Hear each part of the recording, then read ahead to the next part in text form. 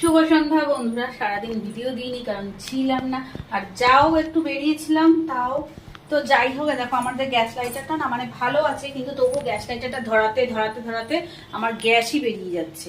তবু gas lighter আর ধরছে না, মানে গ্যাস ভরতে হবে নয় কোনো একটা প্রবলেম হচ্ছে। আজকে একটা গ্যাস লাইটার কিনলাম, এই যে। আর যেটা কিনেছি এই দেখো, এই ছোট্ট কড়াইটা, এটা লোহা বলছি কিন্তু আমার মনে হয় না এটা লোহার, কিন্তু এটা কিসের সেটাও বুঝতে পারছি না। তো আমার বুঝে লাভ নেই, আমার কাজ করা নিয়ে কথা।